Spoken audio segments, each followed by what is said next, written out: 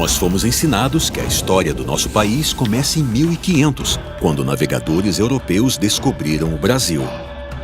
Mas como é possível descobrir uma terra que já era habitada por milhões de pessoas? Afinal, quando isso aconteceu, os povos originários já viviam aqui. A verdade é que a história do Brasil começa muito antes da chegada dos europeus. E algumas das partes mais impressionantes dessa história aconteceram num local muito misterioso. Com sua floresta fechada e numa região famosa pelo calor escaldante, a Amazônia pode ser um dos locais mais perigosos do planeta.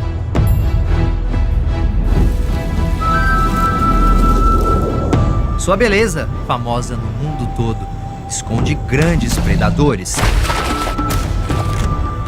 plantas venenosas e até mesmo insetos mortais. É um local tão hostil que torna quase impossível a sobrevivência de pessoas como eu e você. Seria esse então o motivo desta enorme floresta sempre ter sido praticamente desabitada?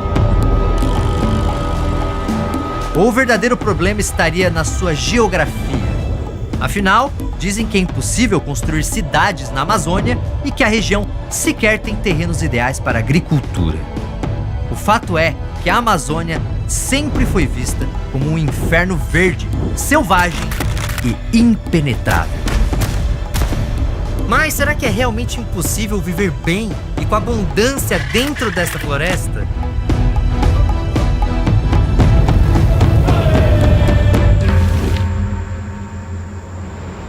Em 1542, o frei espanhol Gaspar de Carvajal participou da primeira expedição europeia que percorreu todo o rio Amazonas. E seu relato mostra uma Amazônia completamente diferente do que imaginamos. Passamos por ilhas que pensávamos que estivessem despovoadas. Mas, depois que nos achamos no meio delas, foram tantas povoações que ficamos abismados. Quando nos viram, vieram em nossa direção pelo rio sobre 200 pirogas, cada uma com 20 a 30 indígenas, algumas com 40. Essa floresta, densamente ocupada por povos originários, continuou sendo vista conforme a expedição avançou pelo rio Amazonas. Todo este rio, nas ilhas, nas margens e terra adentro, está povoado de indígenas. São tantos que, se deixassem cair uma agulha do ar, ela certamente acertaria a cabeça de um indígena e não o solo. Por volta do ano 1500, Portugal possuía 1,5 milhão de habitantes. A Espanha era maior e contava com quase 9 milhões de pessoas. Mas e a Amazônia? Bem, ela era o lar de nada menos que 10 milhões de pessoas. É exatamente isso que estamos aprendendo com descobertas arqueológicas recentes que estão jogando uma nova luz sobre a história da floresta. Estamos entendendo cada vez mais que a Amazônia foi o lar de diversos povos que criaram cidades enormes e muito mais avançadas do que poderíamos imaginar. O mais impressionante é que essas pessoas literalmente criaram a Amazônia que conhecemos hoje. Se um dia você já se perguntou por que não existem pirâmides ou outros monumentos na Amazônia, é porque estamos descobrindo que a própria floresta é uma pirâmide. A Amazônia é o maior monumento já construído no planeta.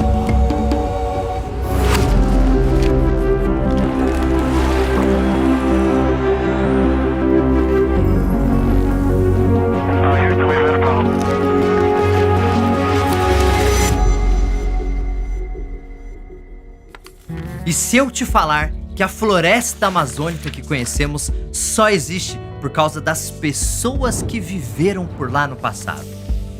Você ia achar que eu tô maluco, certo? Mas a verdade é que hoje podemos falar com certeza que essa floresta impressionante é o grande legado de povos antigos que viveram nessa região séculos atrás. De uns anos pra cá, historiadores e arqueólogos estão encontrando cada vez mais provas de que milhões de pessoas viviam na Amazônia. Ancestrais dos povos indígenas atuais e de muitos outros brasileiros, essas civilizações eram enormes e organizadas de forma muito mais complexa do que a gente imagina.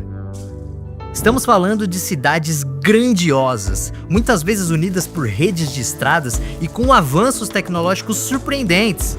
Seja criando um poderoso sistema de manejo ambiental que transformou a terra da floresta para sempre, seja escavando desenhos geométricos gigantes e misteriosos, essas pessoas viviam uma relação sustentável com a natureza. Não é à toa que se alimentavam melhor e eram mais saudáveis que os europeus e diversos outros povos da época.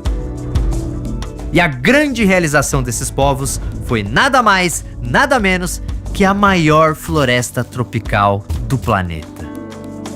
Mas por que essas cidades só estão sendo descobertas agora?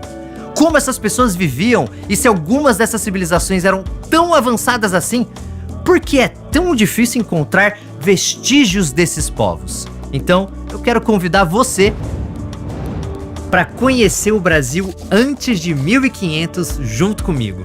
Assista esse vídeo até o final, que eu vou explicar tudo isso com detalhes. Ah, e olha que legal, esse vídeo teve a consultoria dos arqueólogos e pesquisadores que fazem justamente essas pesquisas na Amazônia. Sim, isso significa que esse vídeo foi produzido junto com alguma das maiores autoridades do Brasil sobre esse assunto. E não é só a consultoria. Você é professor e gosta de exibir os vídeos do Nostalgia para os seus alunos? Dessa vez você também vai contar com material paradidático preparado especialmente para tornar esta experiência ainda mais rica.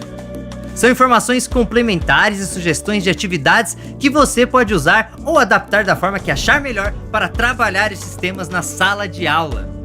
E agora chegou a hora de conhecermos as cidades perdidas da Amazônia.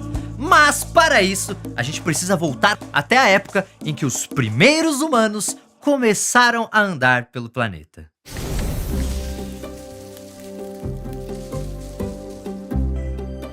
A chegada dos nossos antepassados à América é algo que está diretamente ligado ao povoamento da Amazônia. Existem mais de uma teoria explicando como os humanos colocaram os pés na América pela primeira vez. A mais aceita pelos cientistas é que isso aconteceu graças a uma ponte de terra que não existe mais. Os Homo sapiens, ou seja, os humanos modernos, surgem na África cerca de 300 mil anos atrás. Há 200 mil anos, algumas dessas pessoas deixam o continente africano e começam a se dispersar pelo planeta. Assim, por volta de 30 mil anos atrás, alguns humanos chegam ao extremo leste da Ásia. No planeta que conhecemos hoje, isso marcaria o final da jornada. Afinal, essas pessoas teriam encontrado um oceano impossível de atravessar. Porém, nessa época, o planeta vive um período de baixas temperaturas e a formação de grandes geleiras no hemisfério norte deixa o nível dos oceanos mais baixo. Com isso, a Beríngia, uma porção de terra que funciona como uma ponte unindo a Sibéria e o Alasca, está acima da água. Durante um bom tempo, muitos humanos ocupam espaços dessa ponte. São os primeiros americanos. Porém, por volta de 15 mil anos atrás, a temperatura do planeta começa a subir. As geleiras derretem e a Beríngia começa a ser coberta pelas águas. Muitos humanos que ocupam a ponte marcham para o leste, se espalhando pelo continente americano. O resultado é que, 2000 anos depois disso, já existem regiões habitadas na América inteira, do Alasca até o sul do Chile. Com o passar do tempo, esses povoados deram origens a diferentes civilizações, cada uma com suas culturas, idiomas e características. E aposto que você já ouviu falar de pelo menos 3 delas. A primeira são os maias, que a partir do ano 1000 a.C. começaram a ocupar algumas regiões da América Central. Bastante avançados em astronomia e matemática, os maias construíram cidades com edifícios imponentes e pirâmides que permanecem de pé até hoje. Já por volta do ano 1300 foi a vez da civilização asteca. Vivendo no território onde hoje está o México, os astecas também ergueram cidades impressionantes, lembradas especialmente pelos seus templos grandiosos. Por fim, temos os incas, que iniciaram a expansão de seu império pouco depois do ano 1400. O povo inca ocupava a região da Cordilheira dos Andes, vivendo em montanhas onde hoje ficam países como Peru, Bolívia, Chile, Equador e Argentina.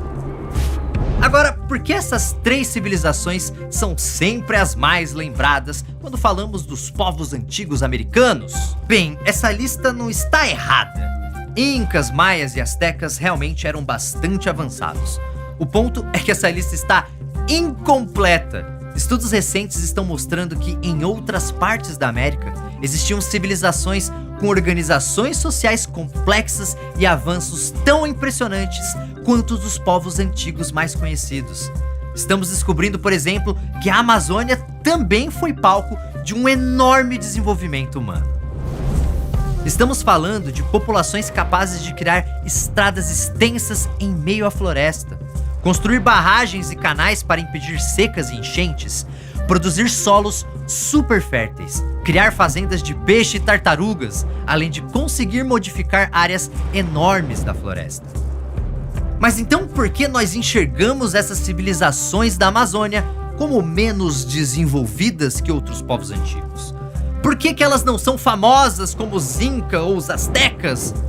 Essas perguntas são muito importantes e nós vamos passar por todas essas respostas. Mas antes disso, precisamos fazer uma pergunta ainda mais básica. De onde surgiu essa história de que a Amazônia sempre foi desabitada?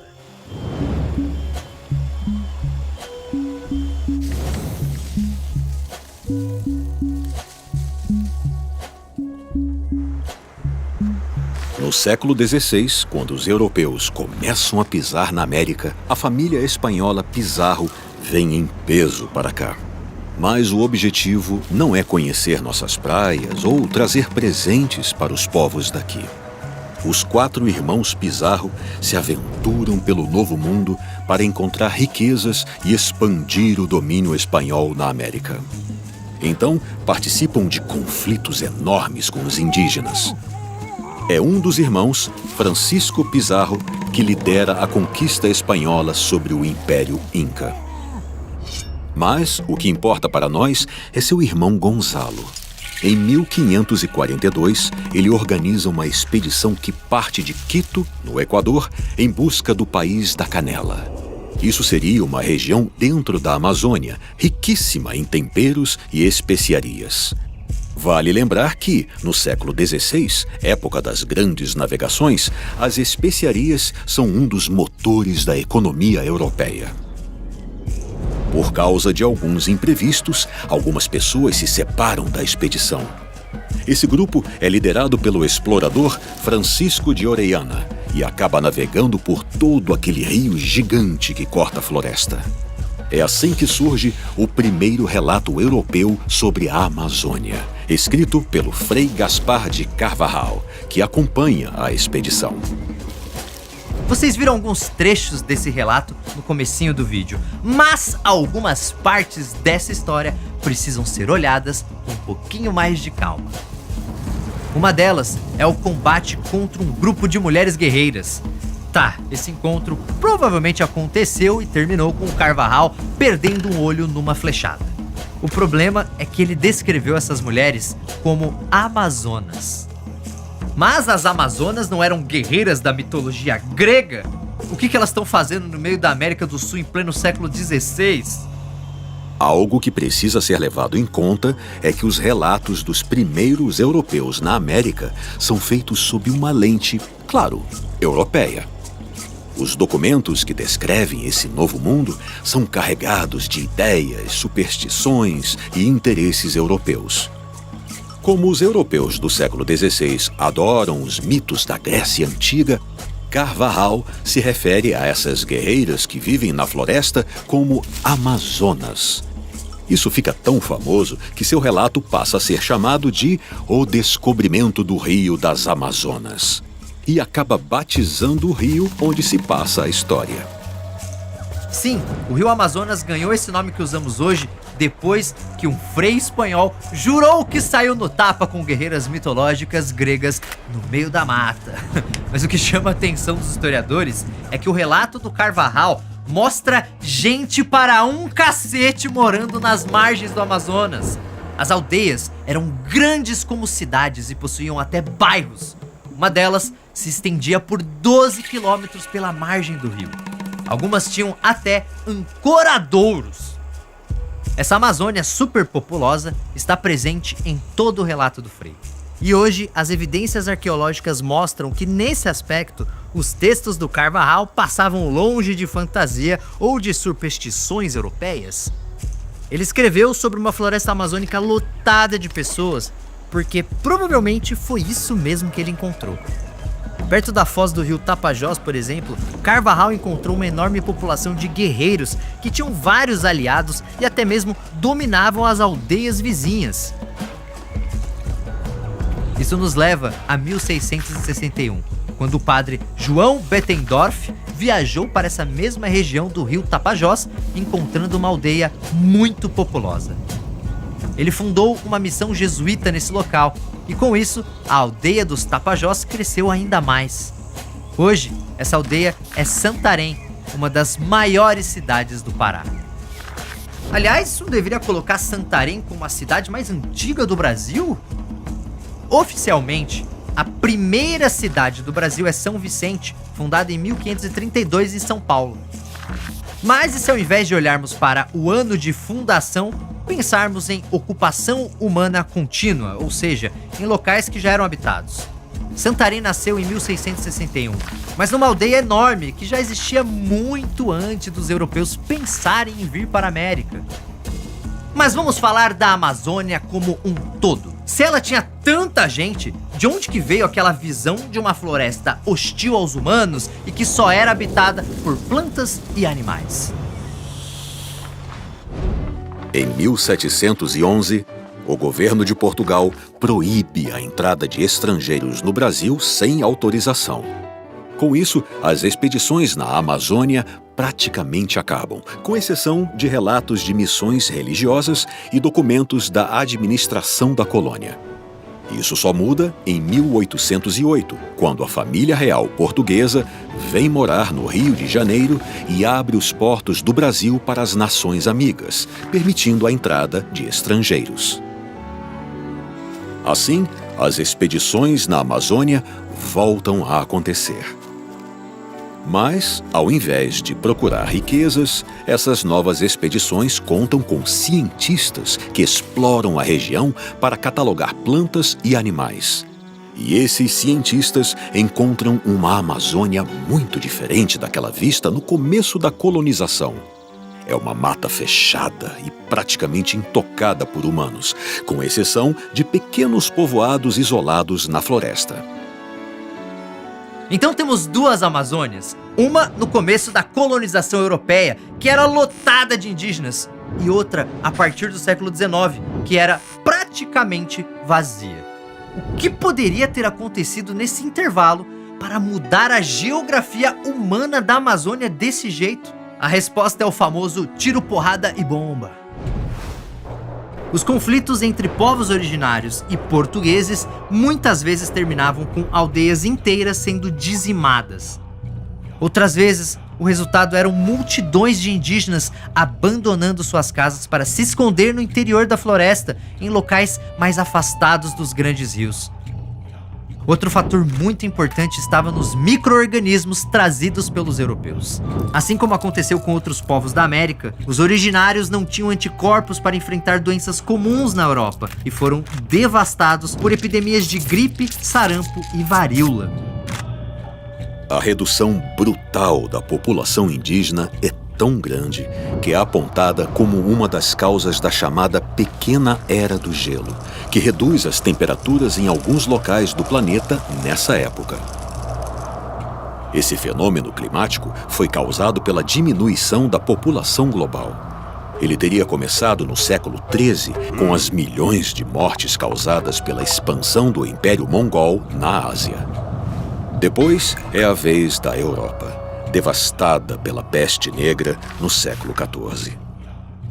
A partir do século XVI, a América entra nessa equação com muitas mortes de indígenas.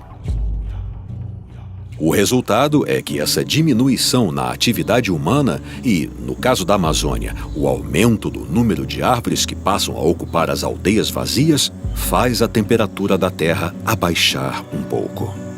Mas vamos manter a nossa lente na Amazônia. O ponto é que os cientistas do século XIX encontraram uma floresta fechada e desabitada. E não viram os sinais de aldeias abandonadas simplesmente porque a vegetação já tinha tomado totalmente conta desses espaços. Então eles deduziram que aqueles relatos do século XVI sobre uma floresta superpopulosa eram fantasias típicas do fim da Idade Média. Pense que o Carvajal colocou até guerreiras gregas na floresta, então devia ser tudo invenção mesmo, né? E foi essa imagem de uma Amazônia sem pessoas que foi disseminada e perdurou até hoje.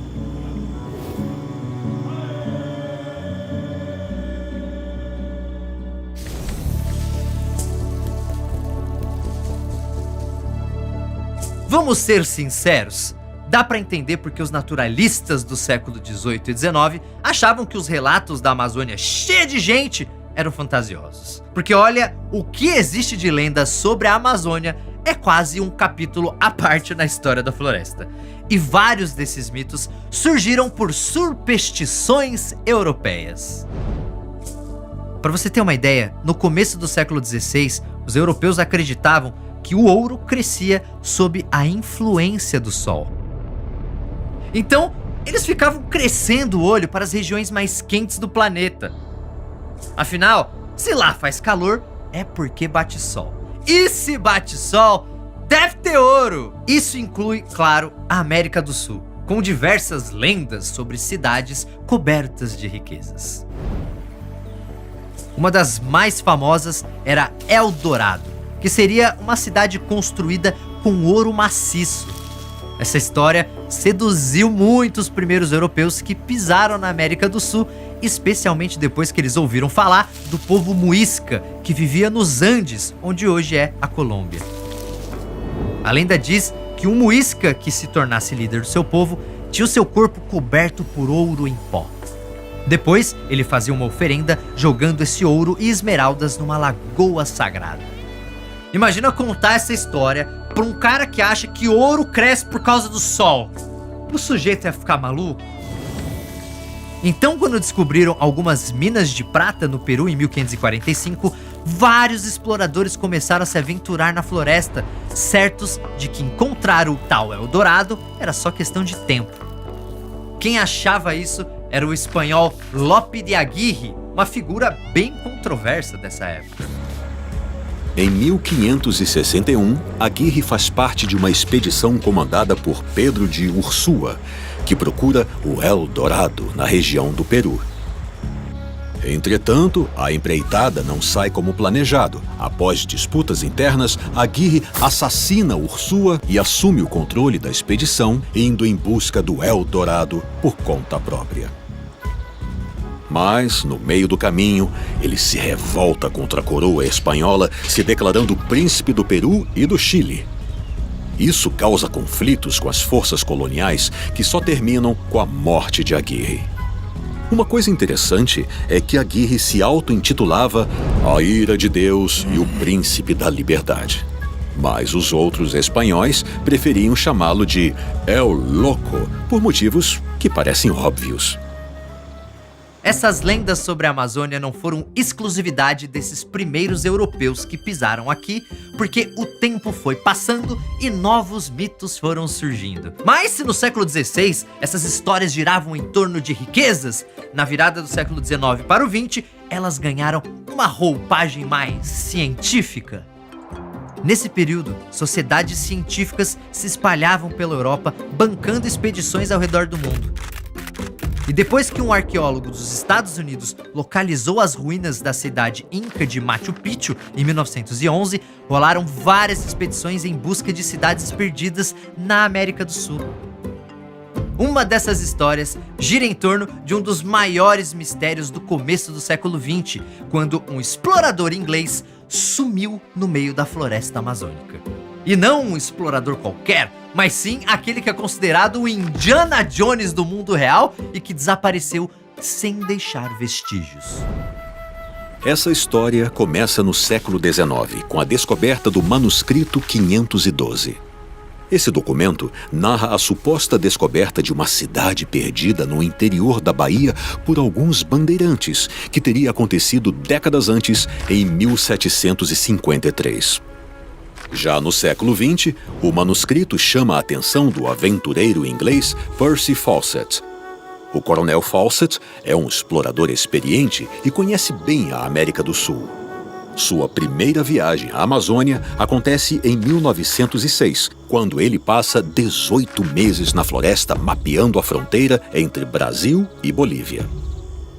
De acordo com as pesquisas do coronel, essa cidade perdida realmente estaria no interior do Brasil, mas na região do Mato Grosso, na bacia do rio Xingu, que na época ainda era muito pouco conhecida por não indígenas. Assim, em 1920, ele parte em busca da cidade perdida de Zé, que é como ele chama o local. Mas a aventura não tem sucesso. Em 1925, ele comanda uma nova expedição. O problema é que o coronel Fawcett não quer que ninguém roube sua descoberta, então a rota que ele planeja seguir pela floresta é mantida em segredo. Em 29 de maio, o coronel manda uma carta para sua esposa, avisando que está acampado na floresta e prestes a entrar em território inexplorado. Esta é a última notícia que o mundo tem do famoso coronel Fawcett, que desaparece completamente na floresta amazônica. Várias expedições tentam encontrá-lo, mas seu destino permanece um mistério até hoje. E uma coisa interessante é que o coronel Fawcett não acreditava que a cidade de Zé tinha sido construída pelos povos da região, mas por estrangeiros, como antigos gregos ou fenícios, que teriam navegado até a Amazônia. Na verdade, isso diz muito sobre a visão dos europeus dessa época. Para eles, era impensável que os indígenas, que eles viam como selvagens e primitivos, pudessem construir qualquer coisa, ainda mais uma cidade. É tipo as pirâmides do Egito. Muita gente tem certeza que elas foram construídas por ETs, porque se recusam a acreditar que um povo fora da Europa fosse capaz de construir monumentos tão grandiosos. Aliás, os aliens são figuras centrais numa lenda moderna sobre a Amazônia. Eu estou falando de Ratanabá, uma teoria da conspiração sobre uma cidade rica e super avançada que teria sido fundada por extraterrestres 450 milhões de anos atrás. Sim, é isso mesmo, Ratanabá seria mais antiga que os próprios dinossauros.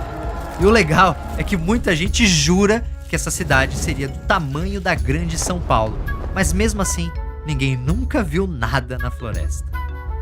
Olha, na boa, nem aqueles europeus do século XVI que achavam que o ouro brota do sol iam comprar uma história dessas. Esses mitos e teorias da conspiração são curiosos e até engraçados, mas sabe qual é o motivo de eu mostrar todos esses mitos aqui pra vocês? Pra você enxergar que não precisamos de mito nenhum, porque temos a sorte de viver numa época em que cidades perdidas de verdade estão sendo encontradas na Amazônia. Mas por que isso demorou tanto pra acontecer?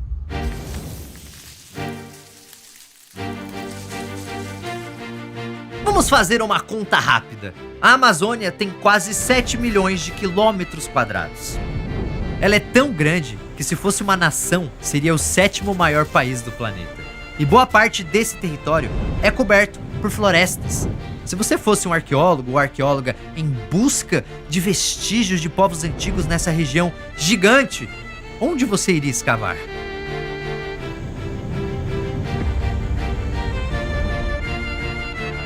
Justamente, os arqueólogos passam por esse mesmo problema e precisam percorrer áreas enormes da floresta em busca de sinais de antigas ocupações humanas.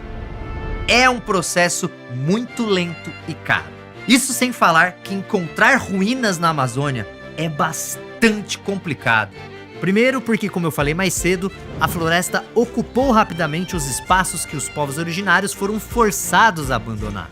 Segundo, o calor e a umidade da região são muito grandes e ajudam a acelerar a deterioração desses vestígios, especialmente os orgânicos.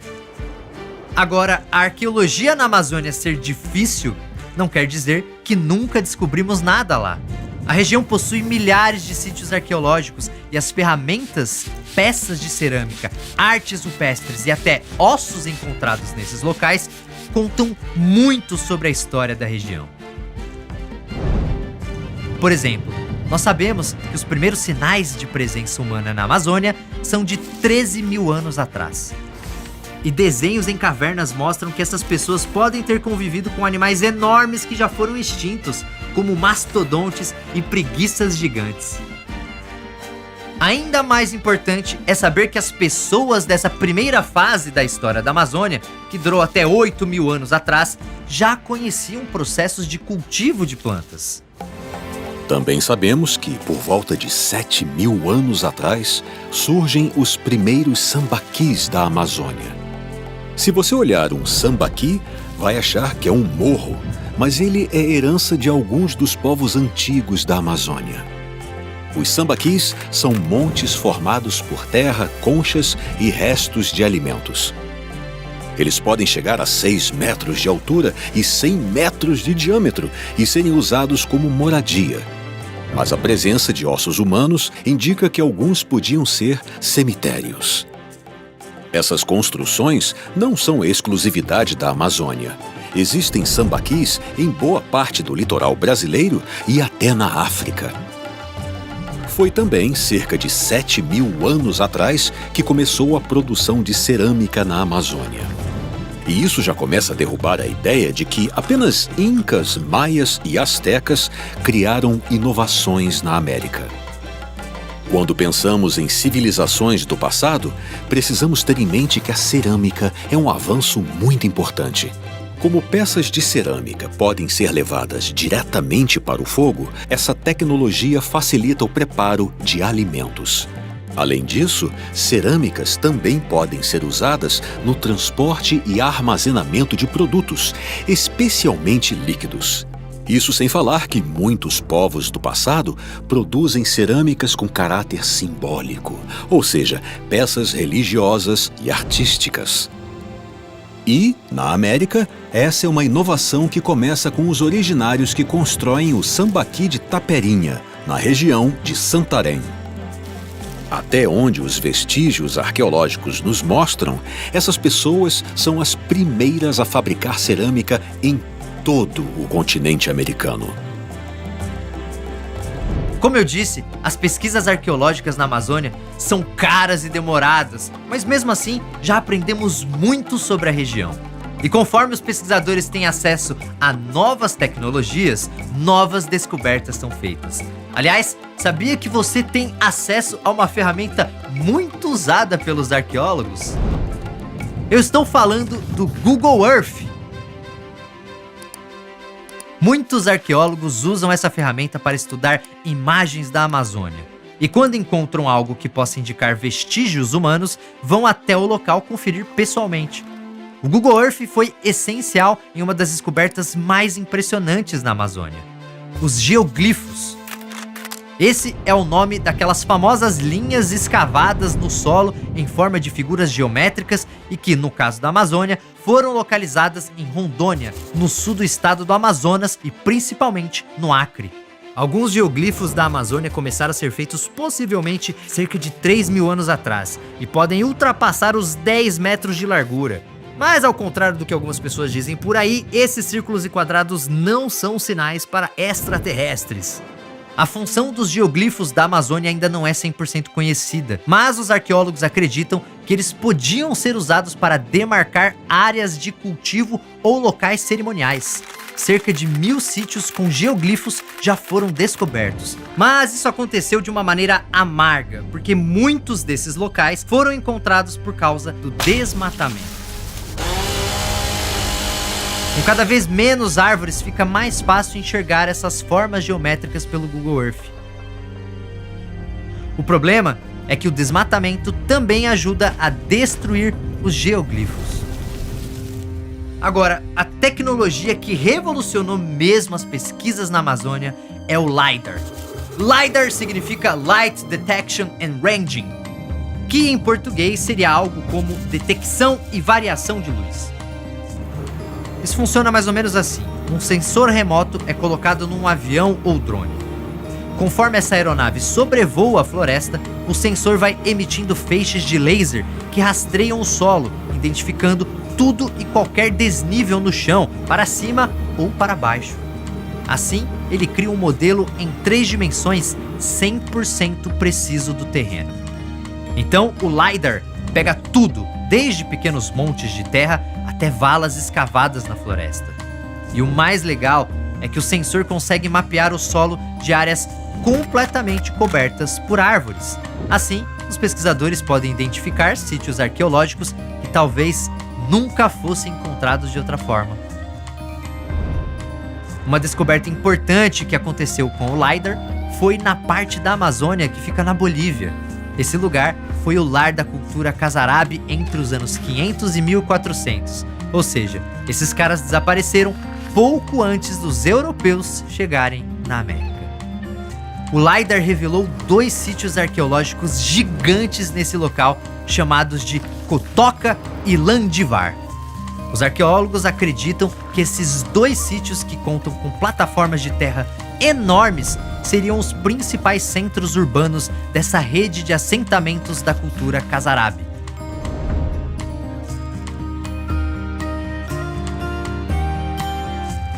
Outra descoberta, no Vale do Rio Upano, no Equador, é ainda mais impressionante. Os arqueólogos que pesquisam esse local já haviam encontrado valas escavadas no solo e montes de terra em formatos de quadrado ou retângulo. Com o LiDAR, foi possível enxergar a riqueza desses vestígios com muito mais clareza. São vários centros urbanos ligados por estradas com até 10 quilômetros de extensão. E cada cidade tem moradias, campos irrigados, terraços e praças. Aliás, algumas dessas praças, provavelmente usadas em rituais, formam complexos com áreas comparáveis às das pirâmides egípcias. Mas a gente pode chamar isso de cidades? Onde estão os blocos de pedras e as ruínas de edifícios? Sim, podemos chamar de cidades. Claro que quando pensamos em cidades perdidas, imaginamos muros de pedra, ruínas de templos e o Indiana Jones ou a Lara Croft correndo lá no meio, não é verdade? Mas no caso da Amazônia, as coisas não são bem assim, especialmente porque blocos de pedra são encontrados em poucos locais da região. As cidades foram construídas com terra, que é a matéria-prima disponível na floresta. Isso não é exclusividade da Amazônia. Na América do Norte existe a cidade de Cahokia, construída por povos da região do rio Mississippi. Isso parece morros de terra, certo? Mas são as ruínas de uma cidade que cerca de 1000 anos atrás era mais populosa que a Paris da época. Já as ruínas de Uruk, no Iraque, mostram que as casas de uma das primeiras grandes cidades do planeta eram feitas com tijolos de barro. Afinal, essa era a matéria-prima do local. Então, as cidades da Amazônia não serem feitas de pedra não tem nada a ver com esses povos serem mais ou menos desenvolvidos que outras civilizações. Isso são cidades que foram erguidas por indígenas que viviam em sociedades complexas. e algumas delas têm avanços que deixariam os astecas ou os egípcios de queixo caído. Basta pensar na ilha de Marajó.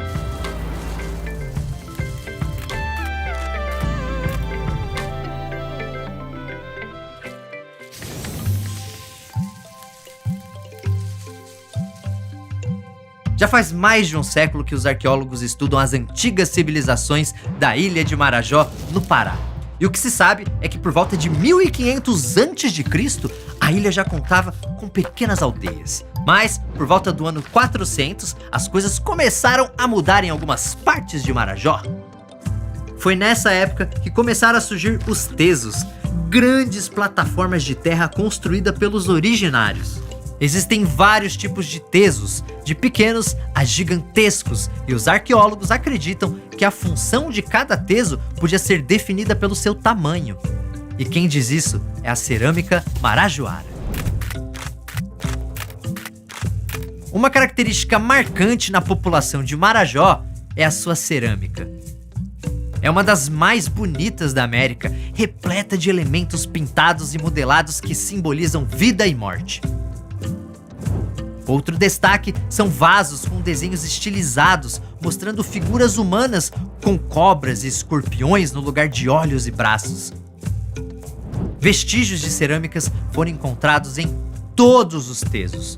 Porém, as cerâmicas dos tesos menores parecem ter uso doméstico, então eles provavelmente eram usados como moradias. Já nos maiores, foram encontradas cerâmicas mais complexas, como urnas funerárias. Isso nos leva a crer que esses tesos com mais de 10 metros de altura seriam espaços cerimoniais. O mais impressionante é que ao lado de cada teso existiam áreas escavadas de onde foi retirada a terra para sua construção. Mas isso não eram simples buracos, e sim um sistema de controle hidráulico. O que se acredita é que essas áreas escavadas formavam um sistema de canais e barragens que servia tanto para represar a água na seca, como para impedir alagamentos nas enchentes. Esse sistema hidráulico também tinha lagos artificiais, usados na criação de peixes e tartarugas. Sim, muitos anos antes dos europeus pisarem aqui, os marajoaras já sabiam a importância de lidar com variações climáticas. Isso era feito de uma forma totalmente integrada ao ambiente. Aliás, essa relação sustentável entre essas cidades da Amazônia e a própria Amazônia estava no DNA de todas as civilizações da região. Se você quiser entender como eram essas cidades, é só olhar para o Alto Xingu.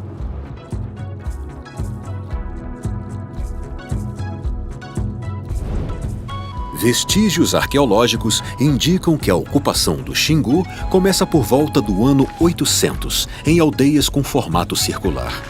A base desses assentamentos são casas grandes e usadas de forma comunitária. Elas ficam em torno de uma praça central, onde são realizados rituais e o enterro dos mortos. Na praça também existe outro edifício, chamado Casa dos Homens. Um local de encontro usado para reuniões e decisões comunitárias. Se você sair da aldeia, encontrará originários trabalhando em jardins e pomares ou pescando em rios e lagos. Também verá pessoas trabalhando na construção de estradas e de novas casas ou cuidando do lixo orgânico produzido na aldeia. Eu ainda vou falar mais sobre esses pomares e o lixo orgânico.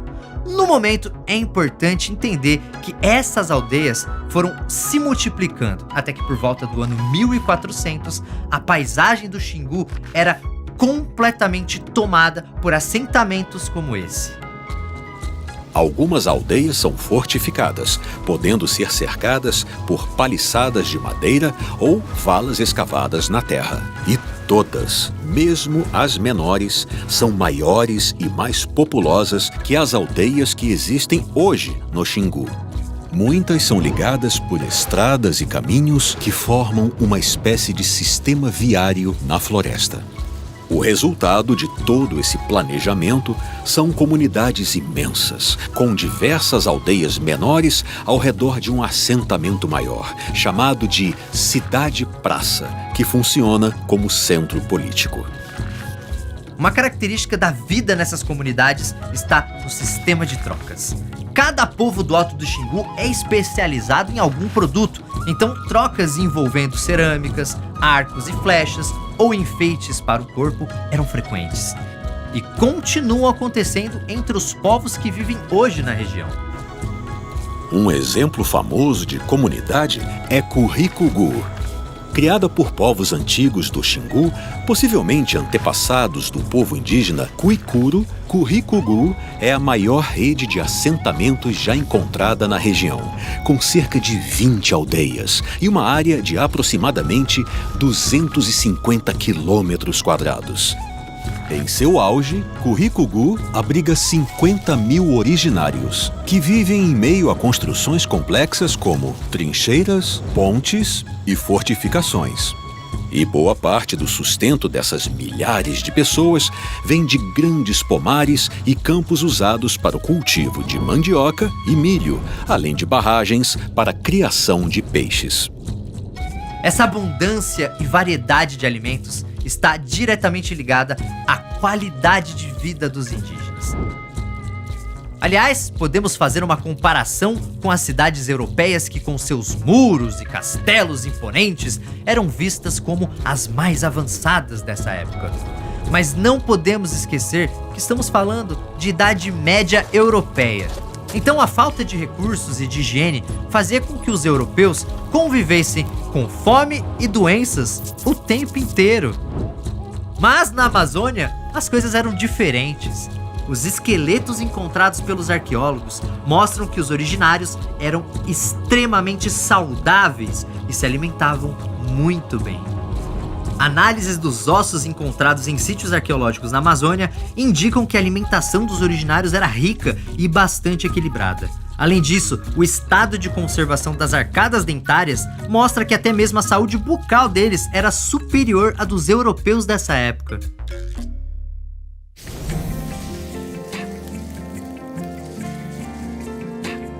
As cidades do Alto Xingu são um ótimo exemplo de como era a vida dessas pessoas no passado da Amazônia. Claro que os costumes mudavam de povo para povo, mas, como eu disse, uma característica estava presente em quase todas essas civilizações: a sustentabilidade. Essa ideia tão valorizada nos dias atuais já era normal para os povos da Amazônia de séculos atrás, que criaram uma espécie de urbanismo verde. As áreas residenciais das aldeias eram diretamente ligadas às áreas agrícolas e tudo perfeitamente integrado à floresta ao redor do assentamento. Isso não quer dizer que essas cidades antigas não interferiam na floresta. Elas interferiam sim. A questão é que essa interferência era harmoniosa. A floresta propiciava benefícios para a cidade, que por sua vez entregava benefícios para a floresta. Era uma parceria entre as pessoas e o ambiente. E um dos resultados dessa parceria é nada mais, nada menos que a Amazônia que a gente conhece.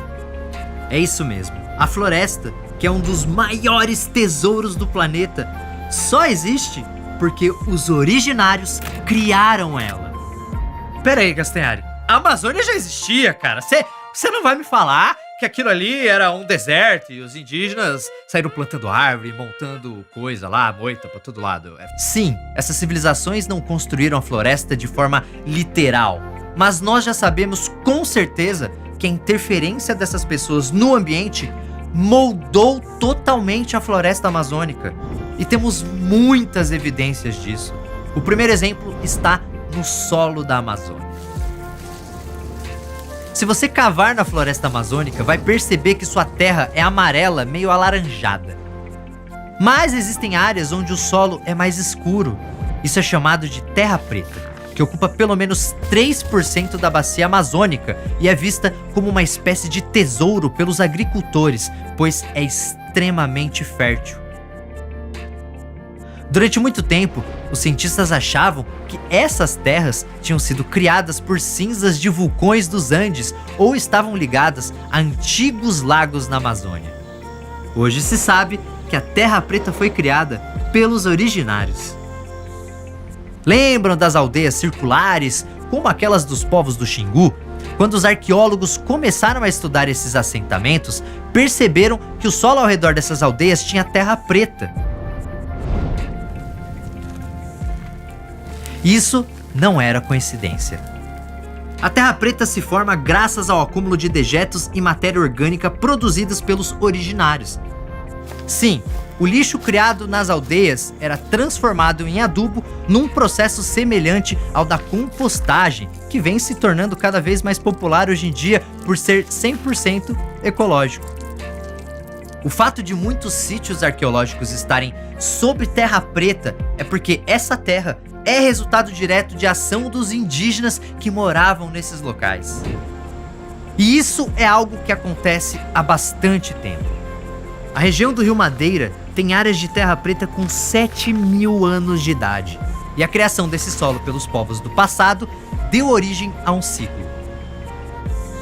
Os originários moravam nesses locais para aproveitar os benefícios da terra preta e, em troca, ajudavam a criar mais terra preta na floresta. É uma relação em que os dois lados ganhavam. E é uma relação que continua viva.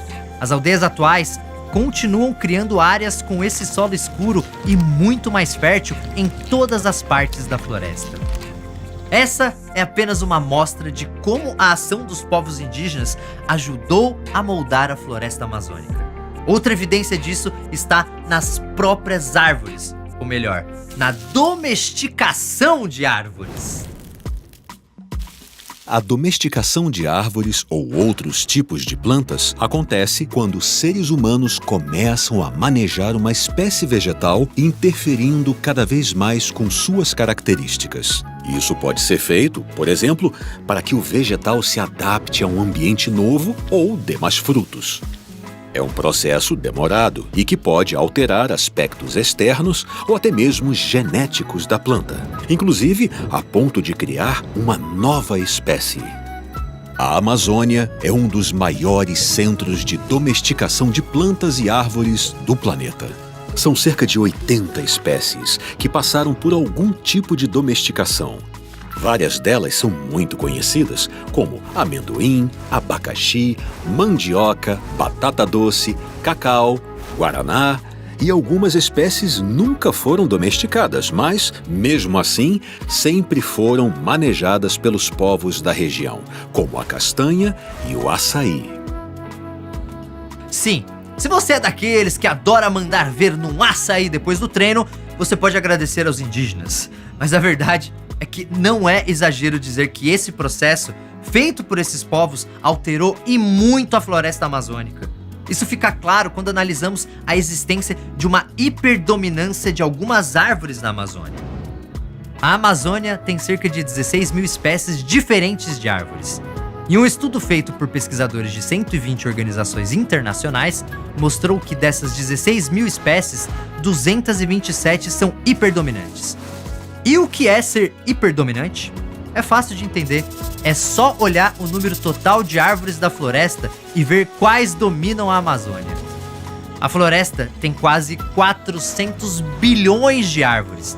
E metade delas, ou seja, cerca de 200 bilhões de árvores, são dessas 227 espécies. Mas a floresta não foi sempre assim? Bem, vamos então olhar no detalhe essas 227 espécies de árvores que dominam a Amazônia. Algumas delas são de espécies que foram domesticadas pelos originários. E o número dessas árvores domesticadas é cerca de 5 vezes maior que o das outras espécies hiperdominantes que não foram domesticadas. Mas essa charada se resolve de vez quando a gente percebe que essa hiperdominância de árvores domesticadas é muito maior perto dos locais onde as pessoas moravam. Então podemos falar com certeza que a hiperdominância de árvores domesticadas é resultado direto da ação indígena. Os povos originários espalharam essas árvores pela Amazônia. E o mais importante é que isso não foi feito de forma agressiva, porque as árvores são nativas e se integram de forma natural ao ambiente. Lembra dos europeus do século XIX que achavam que a Amazônia era uma mata virgem? Essas pessoas não perceberam que, na verdade, partes da floresta são enormes pomares. Ou seja, são locais repletos de árvores frutíferas que não cresceram ali por acaso. Mas esses pomares não possuem apenas árvores frutíferas, pois a relação dos originários com a vegetação da Amazônia vai muito além de saber quais frutas ou raízes podem ser comidas ou quais plantas são usadas no tratamento de doenças. Estamos falando de um conhecimento digno dos maiores alquimistas do planeta, com espécies sendo usadas de uma forma que beira a mágica. Um exemplo está no uso do capitiu. Até hoje, indígenas e populações tradicionais manejam essa árvore, pois suas folhas, quando caem no chão e começam a apodrecer, exalam um cheiro que espanta as moscas que botam ovos em frutas como a goiaba. Outro exemplo está no veneno extraído de cipós como o timbó. Quando colocada na água, essa substância deixa os peixes atordoados e mais fáceis de serem capturados. Por isso, diversos povos originários usam esse veneno para ajudar na pesca. Mas, claro, sempre de forma controlada. Então, todos esses jardins e pomares, repletos de plantas com finalidades diferentes, incluindo árvores usadas na construção de casas ou na produção de ferramentas, não surgiram do nada na floresta. Eles foram criados ou manejados pelos originários. Mesmo derrubando árvores para a construção de casas e assentamentos, os povos antigos da Amazônia não desmatavam toda a floresta para criar suas cidades. Era justamente o contrário. Eles faziam o número de árvores ao redor das cidades aumentar, e isso ia se espalhando e mudando a cara da floresta. A Amazônia é uma floresta de manejo moldada pelos originários que viviam nessa região. Ela é uma agrofloresta.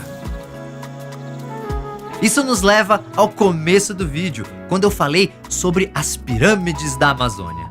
As pirâmides não são as realizações mais grandiosas de algumas civilizações antigas? Por essa lógica, a Amazônia também é um monumento. Afinal, ela é a maior realização dos povos que viviam nessa região. E ela é um monumento único, diferente de todos os outros que foram erguidos no mundo. A Amazônia não foi projetada nem construída com pedras e tijolos. Porém, esse bioma não pode ser visto como algo que surgiu sozinho. A Amazônia que conhecemos hoje só existe por causa dos povos originários. Eles foram os construtores e engenheiros desse monumento e, junto com a natureza, transformaram a floresta e até hoje ajudam a preservá-la. Os egípcios criaram as maiores pirâmides do mundo. Os chineses criaram a maior muralha da história. E os povos da Amazônia criaram a maior floresta tropical do planeta.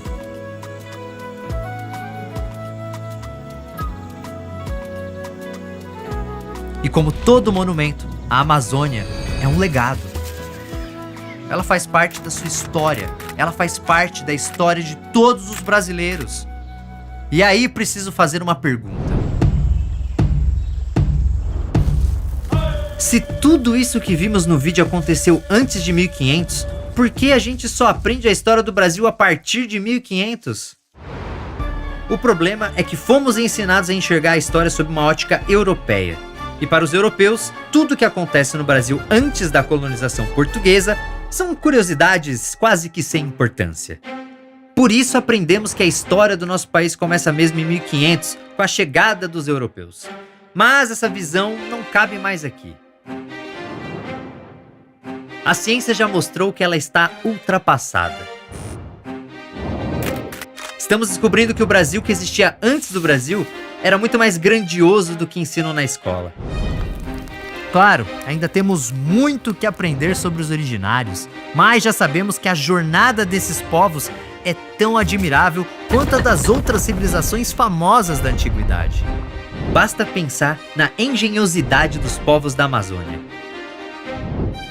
que construíram cidades complexas e totalmente sustentáveis séculos antes deste conceito ser criado. ou no conhecimento científico dos originários, que foi essencial para a criação da maior agrofloresta do planeta. Esse passado grandioso se estende por todas as regiões do país e permanece vivo, de técnicas de agricultura ao nosso vocabulário, passando por pratos típicos e remédios. O conhecimento dos povos originários atravessou os séculos e continua presente no dia a dia de praticamente todos os brasileiros. A história de um país é, antes de tudo, a história das pessoas que construíram esse país. Então a história do Brasil não começa em 1500 com os portugueses desembarcando aqui. Ela surge bem antes disso, com os milhões de originários que viviam aqui. Verdadeiros fundadores do Brasil foram esses povos que começaram a moldar a terra onde moramos hoje. E com seus costumes e saberes, ajudar a criar aquele que é um dos nossos maiores tesouros, a cultura do povo brasileiro.